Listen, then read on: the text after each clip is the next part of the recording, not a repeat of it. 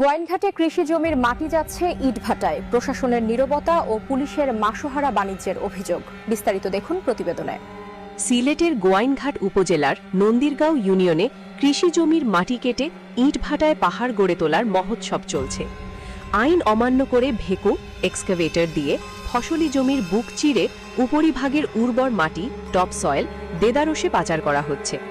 অভিযোগ উঠেছে স্থানীয় প্রশাসনের রহস্যজনক নীরবতা এবং পুলিশের নিয়মিত মাসোহারা বাণিজ্যের সুযোগে এই ধ্বংসযজ্ঞ এখন চরমে পৌঁছেছে।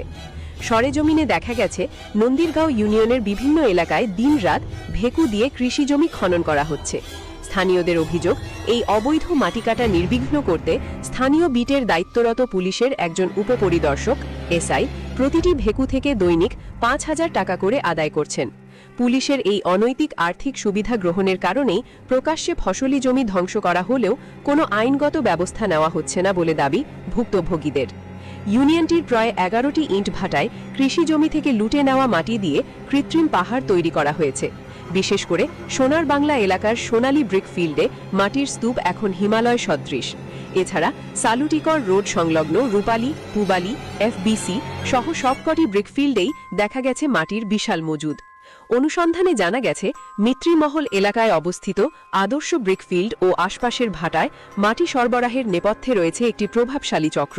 স্থানীয়দের দাবি, মিত্রিমহল গ্রামের বাসিন্দা আতাই মেম্বারের ছেলে ফরিদ আহমেদের নেতৃত্বে হেলাল মিয়া ও নাসির মেম্বার সহ একটি শক্তিশালী সিন্ডিকেট এই অবৈধ ব্যবসা নিয়ন্ত্রণ করছে।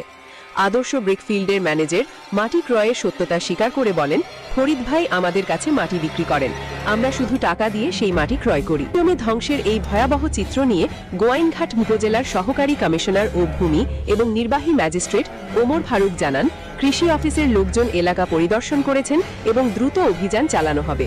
তবে প্রশাসনের পক্ষ থেকে এমন আশ্বাস দেওয়া হলেও বাস্তবে কোনো পদক্ষেপ না নেওয়ায় জনমনে তীব্র ক্ষোভ সৃষ্টি হয়েছে। ফসলি জমি আমাদের অন্ন যোগায়, এভাবে মাটি কেটে নিলে ভবিষ্যতে এই এলাকায় মরুভূমি হয়ে যাবে।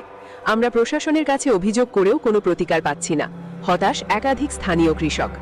অবস্থা বেগতিক দেখে স্থানীয় বাসিন্দারা এখন কৃষি জমি রক্ষায় প্রবাসী কল্যাণ ও বৈদেশিক কর্মসংস্থান মন্ত্রী আরিফুল হক চৌধুরীর হস্তক্ষেপ কামনা করছেন।